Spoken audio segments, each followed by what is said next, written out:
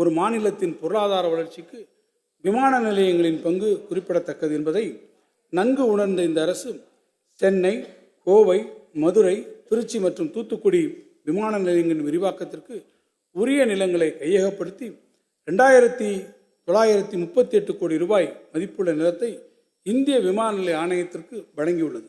மேலும் சேலம் விமான நிலையத்திற்கென 350 கோடி ரூபாய் மதிப்புள்ள நிலம் கையகப்படுத்தப்படும் பணிகள் நடைபெற்று வருகின்றன. சென்னைக்கு அருகே பரந்தூரில் புதிய விமான நிலையம் அமைப்பதற்கான பணிகள் விரைவுபடுத்தப்பட்டுள்ளன. இந்நிலையில் தென் தமிழ்நாட்டிற்கு சுற்றுலா பயணிகளின் வருகையை அதிகரிக்கவும் மாநிலத்தின் பொருளாதார வளர்ச்சி குன்றிய பகுதிகளின் ஒட்டுமொத்த முன்னேற்றத்திற்காகவும் ராமநாதபுரம் மற்றும் ராமேஸ்வரம் பகுதியில் புதிய விமான நிலையம் ஒன்று அமைக்கப்படும்.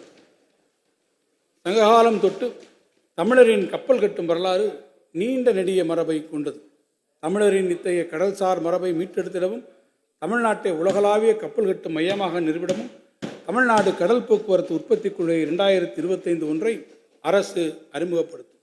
கப்பல் மற்றும் படகு வடிவமைப்பு மற்றும் கப்பல் சட்டகம், கட்டுருவாக்கம், ஷிப் ஹல் ஃபேப்ரிகேஷன் மற்றும் கப்பல் இயந்திர உற்பத்தி, ஷிப் என்ஜின் ப்ரொடக்ஷன் ஆகிய துறைகளில் முதலீடு மற்றும் புத்தாக்கத்தை ஊக்குவிக்கும் நோக்கங்களை கொண்டு இப்புதிய கொள்கை அமைந்திடும். இந்த தொழிலின் வருகையின் மூலம் கடலூர் மற்றும் தூத்துக்குடி போன்ற மாவட்டங்களில் 30,000 வேலைவாய்ப்புகளை உருவாக்க முடியும். மேலும் குறு சிறு மற்றும் நடுத்தர தொழில்துறை வளர்ச்சிக்கும் இக்கொள்கை வித்திடும். உயிரி தொழில்நுட்பத் துறையில் பல முன்னணி நிறுவனங்கள் தமிழ்நாட்டில் அமைந்துள்ளன.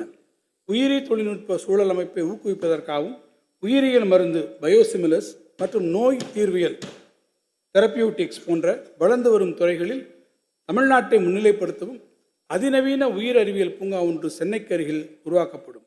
இதில் உலகத்தரம் வாய்ந்த தரமான உட்கட்டமைப்பு வசதிகள், பொது சோதனை மையங்கள், ஆய்வகங்கள் மற்றும் இத்துறையின் உயர் மதிப்பு கூட்டல் பொருட்களை உற்பத்தி செய்திட தேவையான பிற முக்கிய தொழில்நுட்ப வசதிகளுடன் ஆயத்த உற்பத்தி கூடங்கள், பிளக் அண்ட் பிளே ஆகியவை அமைக்கப்படும். இந்த வரவு செலவு திட்ட மதிப்பீடுகளில் தொழில் முதலீட்டு ஊக்குவிப்பு மற்றும் வர்த்தகத்துறைக்கு 3,915 கோடி ரூபாய் ஒதுக்கீடு செய்யப்பட்டுள்ளது.